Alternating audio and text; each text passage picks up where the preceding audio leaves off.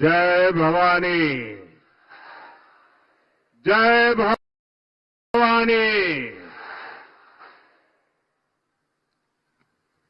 जय माता महाकाली,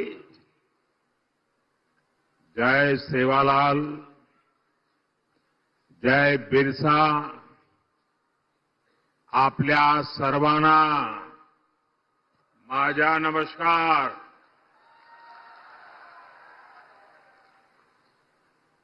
श्री हरि बालाजी महाराज उनकी ये देवस्थानम की पुण्य भूमि,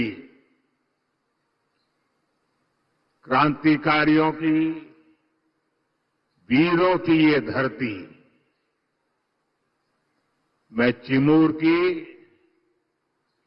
इस महान मिट्टी को नमन करता हूं.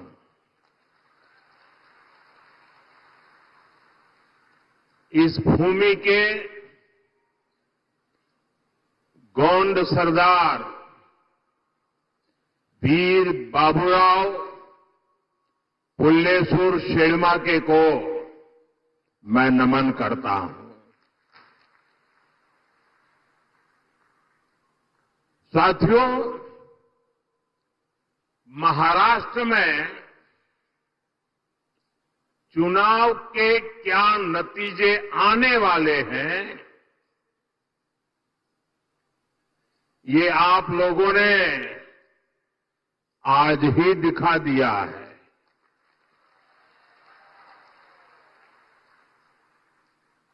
ये जन सैलाब बता रहा है कि महाराष्ट्र में महायुति की भारी बहुमत की सरकार बनने जा रही है.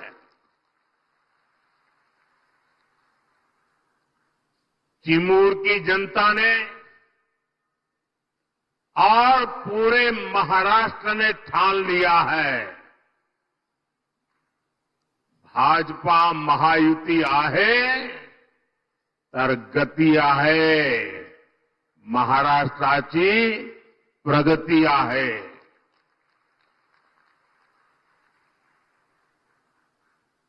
साथियों, मैंने सालों तक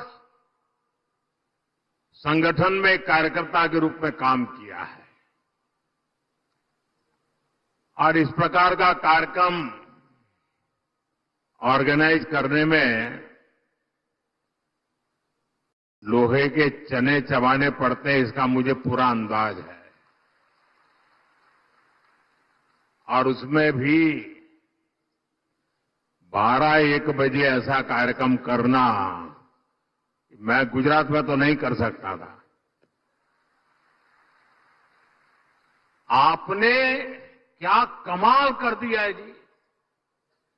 जहां भी मेरी नजर पहुंच रही है, लोग ही लोग नजर आ रहे हैं और ऐसा लग रहा है जैसे केसरिया सागर लहरा रहा है.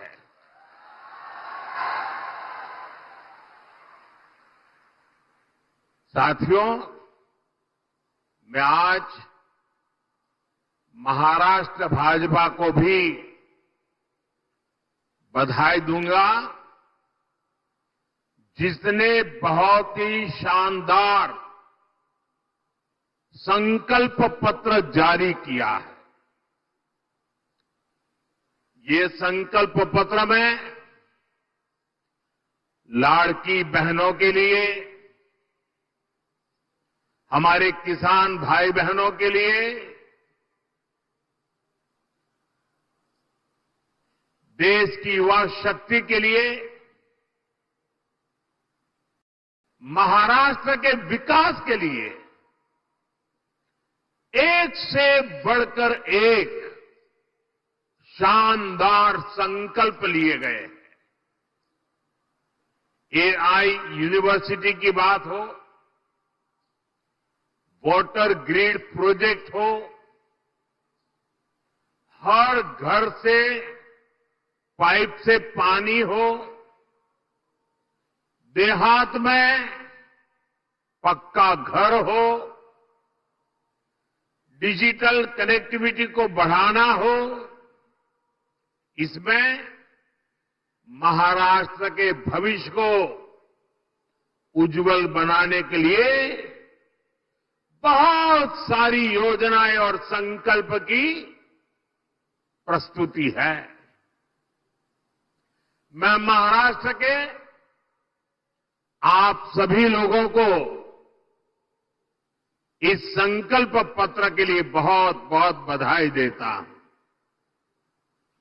ये संकल्प पत्र अगले 5 साल के लिए महाराष्ट्र के विकास की गारंटी बनेगा। साथियों, महायुति के साथ साथ केंद्र में एनडीए की सरकार यानी महाराष्ट्र में डबल इंजन की सरकार यानी विकास की डबल रफ्तार। महाराष्ट्र के लोगों ने पिछले 2.5 वर्षों में विकास की इस डबल रफ्तार को देखा है। आज महाराष्ट्र देश का वो राज्य है जहां सबसे ज्यादा विदेशी निवेश हो रहा है। फॉरेन डायरेक्ट इन्वेस्टमेंट, यहां नए एयरपोर्ट बन रहे हैं, नए एक्सप्रेस वेज बन रहे हैं। आज महाराष्ट्र में करीब 1 दर्जन वंदे भारत ट्रेनें चल रही है। राज्य के 100 से ज्यादा स्टेशनों का कायाकल्प किया जा रहा है। राज्य में कई रेल मार्गों का विस्तार हो रहा है। साथियों, महायुति की सरकार किस स्पीड से काम करती है और ये अगाड़ी वालों की जमात कैसे कामों को रोकते हैं, चंद्रपुर के लोगों से बेहतर ये बात और कौन जानेगा।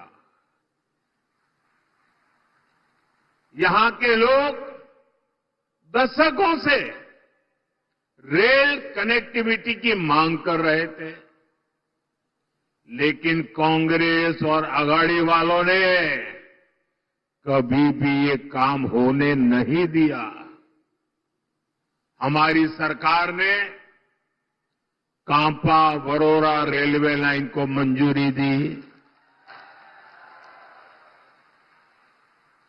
नागपुर से गढ़चिरौली रेलवे लाइन का काम भी अब बस पूरा होने की तैयारी में है। इससे किसको सुविधा मिलेगी? आपको ये सुविधा मिलेगी, आपका समय बचेगा, आपका पैसा बचेगा।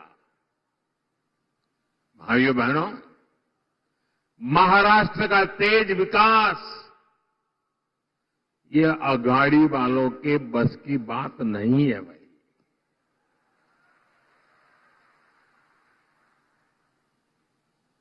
अगाड़ी वालों ने केवल विकास पर ब्रेक लगाने में पीएचडी कर दी है। कामों को अटकाना, लटकाना और भटकाना, ये कांग्रेस वाले तो इसमें डबल पीएचडी है, एक्सपर्ट है। 2.5 साल में इन्होंने मेट्रो से लेकर बाढ़वन पोर्ट और समृद्धि महामार्ग तक हर विकास परियोजनाओं को रोकने का काम किया। इसलिए याद रखिएगा, आघाड़िया ने भ्रष्टाचार के सबसे बड़े खिलाड़ी,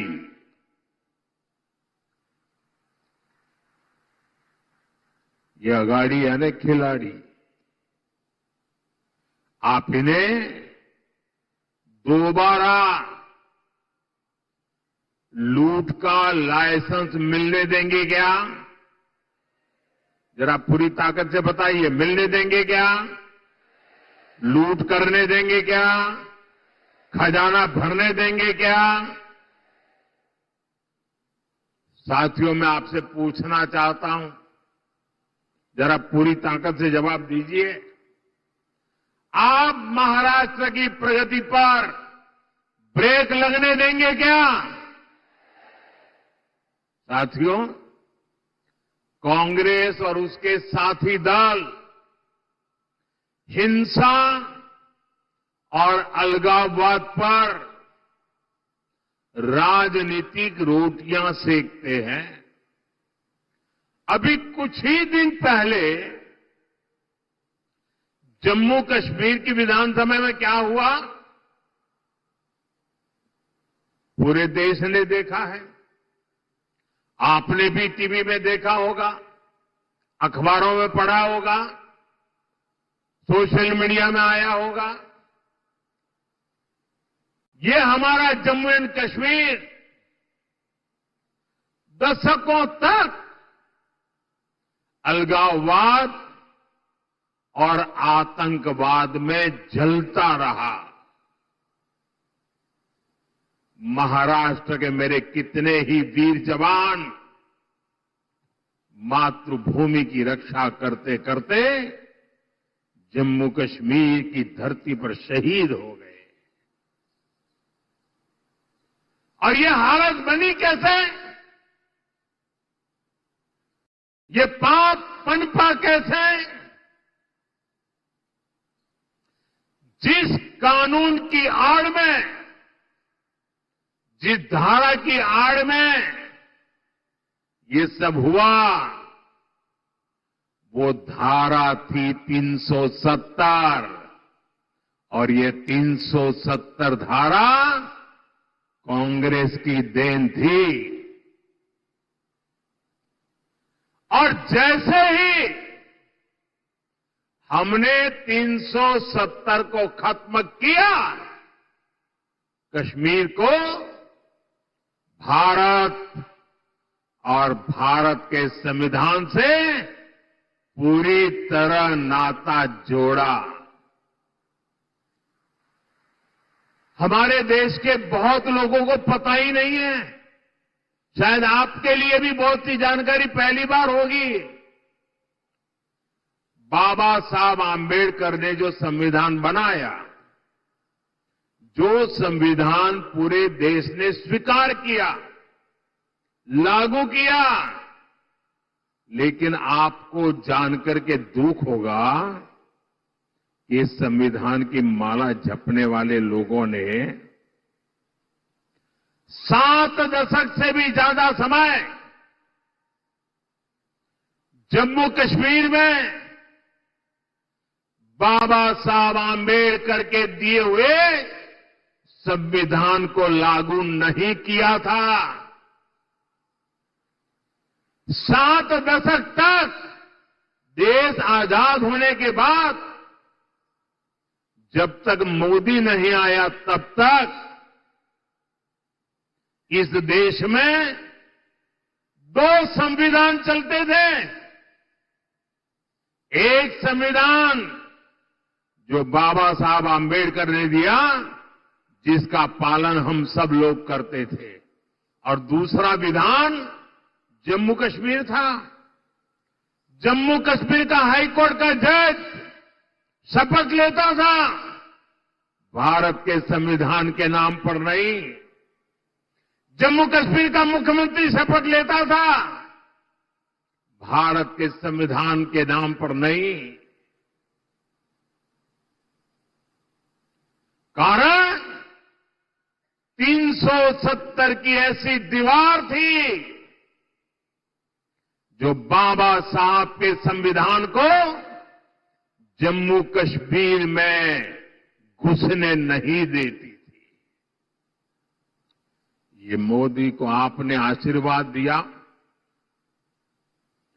और 370 को हमेशा हमेशा के लिए हमने जमीन में गाड़ दिया दोस्तों।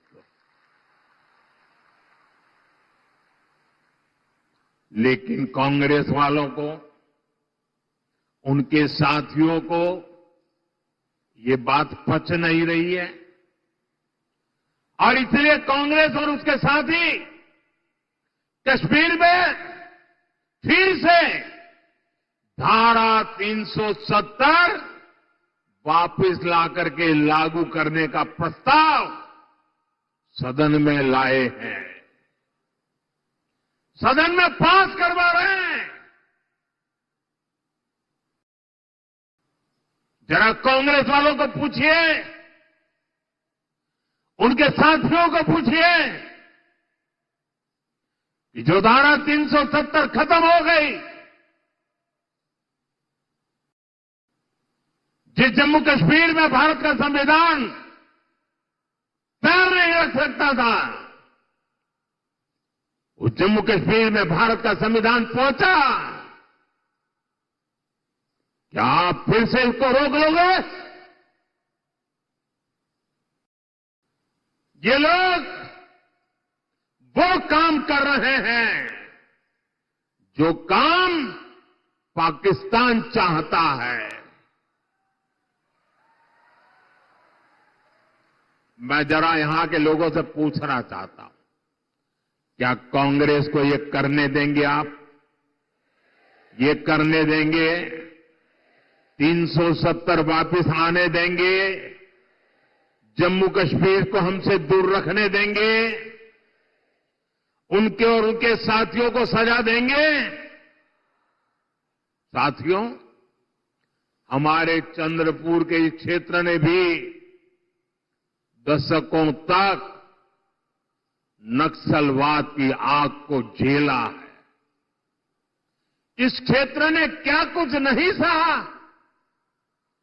नक्सलवाद के कुचक्र में कितने ही युवाओं का जीवन बर्बाद हो गया।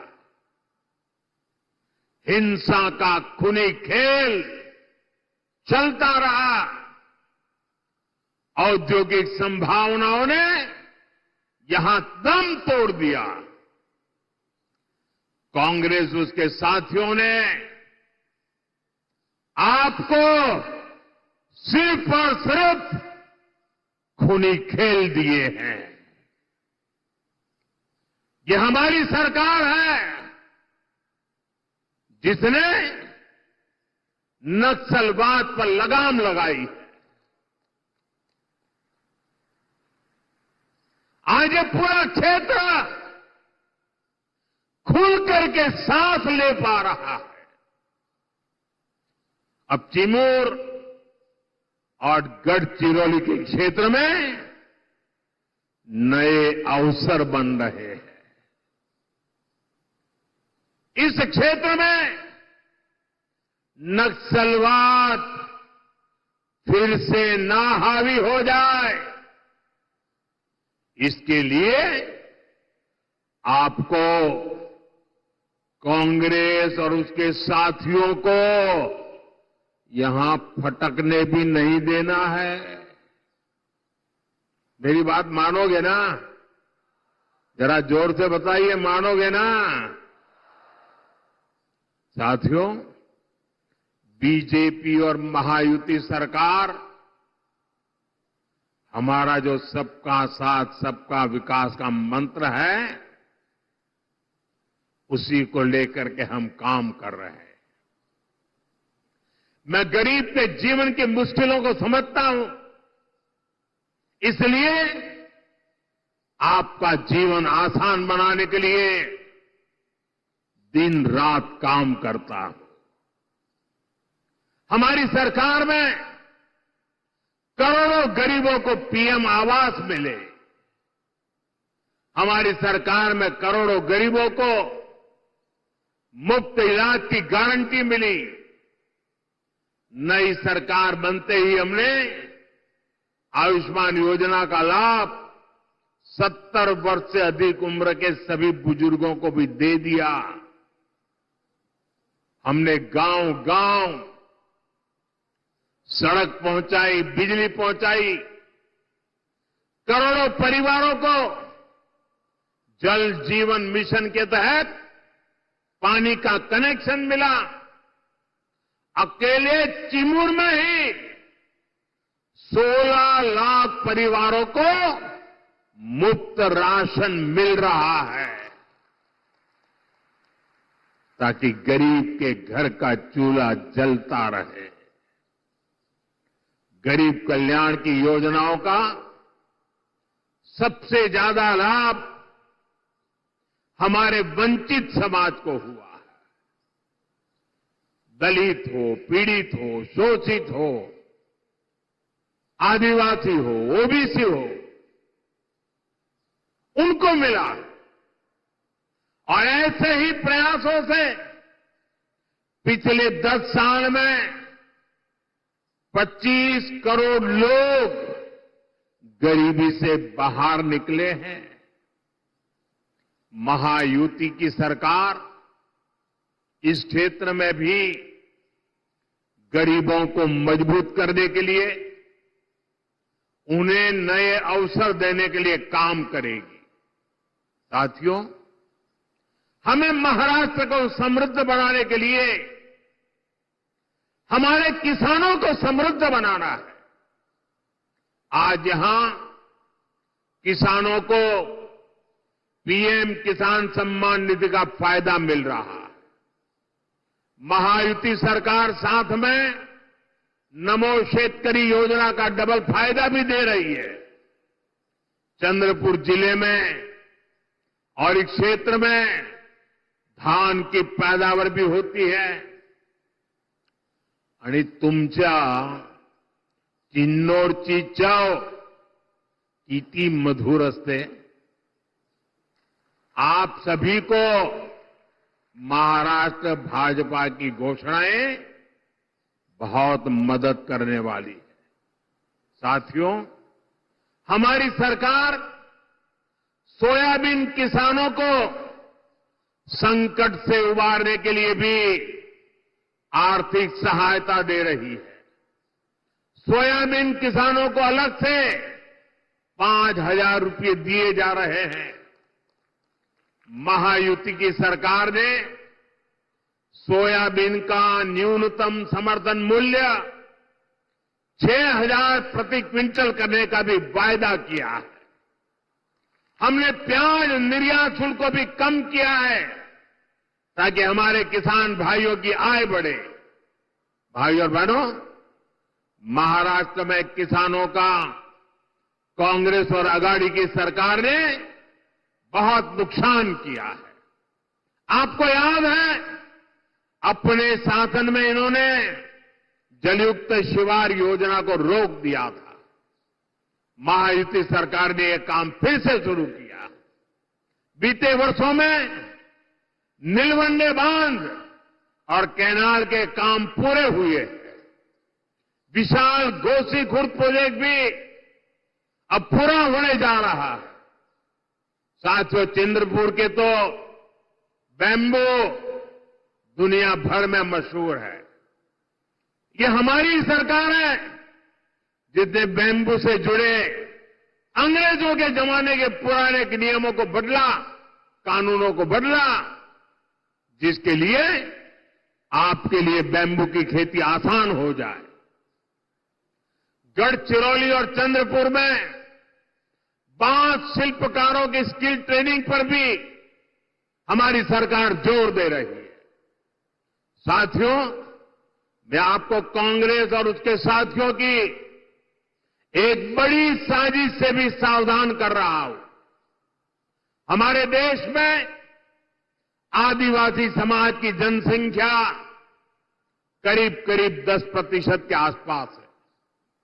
कांग्रेस अब आदिवासी समाज को जातियों में बांटकर टुकड़े टुकड़े करके कमजोर करना चाहती है। यहां चिमूर चंद्रपुर में भी बड़ी संख्या में मेरे आदिवासी भाई बहन रहते हैं। कांग्रेस चाहती है कि हमारे आदिवासी भाई एसटी के रूप में उनकी पहचान खो दें, आदिवासी के रूप में उनकी पहचान खो दें, उनकी ताकत से उनकी एक जो पहचान बनी है वो बिखर जाए। सारे आदिवासी समाज की छोटी छोटी जातियां अपने आप को एसटी के नाते भूल जाए, आदिवासी के नाते भूल जाए, सिर्फ जाति के रूप में याद रखें और आपस में लड़ें, आपकी एकता टूट जाए। ये कांग्रेस का खतरनाक खेल है। कांग्रेस गौंड समाज को राजगौंड से लड़वाना चाहती है, अरग समाज को प्रधान समाज से लड़वाना चाहती है, कांग्रेस पठारी को सरोटी से, हलवा को हलबी से, कोलम को मन्नेर बारलू से लड़वाना चाहती है।